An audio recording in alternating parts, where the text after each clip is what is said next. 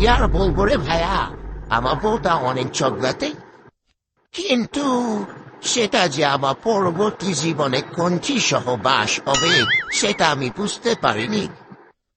মাঝে মাঝে সে এমন ভাবে অ্যাটাক করে যে বুঝতে পারি না এটা কি আমার বউ নাকি ল্যাবের মহাসচিব।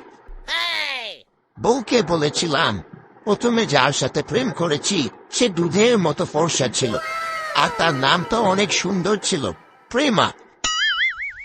তারপর প্রেমার সাথে ব্রেকআপ হওয়ার পর জান্নাতের সাথে প্রেম করলাম। তুমি জানো গো, মেয়েটাকে তো আমি প্রথমে চিনতেই পারিনি।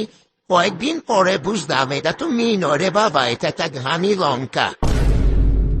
উঠতে বসতে সাত বেলায় আমার সাথে খারাপ ব্যবহার করতো, তাই ওনাকে বিয়ের আগে ডিভোর্স দিয়ে দিয়েছি। আর তোমার সাথে বিয়ে হওয়ার আগে প্রেম করেছিলাম রুম্পার সাথে। তোমাকে যে কি বলবো, মেয়েটার ব্যবহার এত ভালো ছিল। তোমার সাথে বিয়ে হবে দেখি আমার রুম্পাকে ছেড়ে দিতে বলো। মেয়েটা এত ভালো ছিল, মেয়েটা একদম মধুর মতো ছিল। আরো কয়েকটা প্রেমের গল্প বউকে শুনিয়েছিলাম, এই জীবনে তার প্রেম কম করিনি।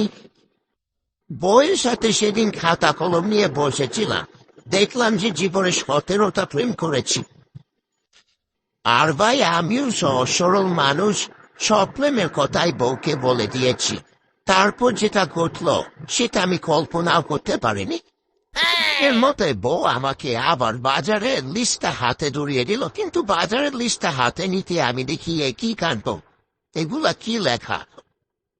এই মা 1 কেজি, চূড়া 100 গ্রাম। হ্যাঁ, বউ সকাল সকাল মদ কি বেশি খেয়ে ফেলেছ নাকি? উল্টা পাল্টা তো ভালোই লিখেছো দেখতেছি। আমি ঠিকই লিখেছি।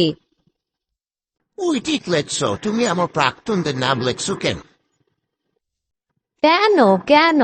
তুমি না ওই দিন বললা যে প্রেমা দুধের মতো ছিল, তাইলে প্রেমার নাম আর দুধ তো সেমই। তারপর না বললা সুগায়া তেজপাতার মতো ছিল, এজন্য তেজপাতার জায়গায় সুগায়া লেখছি।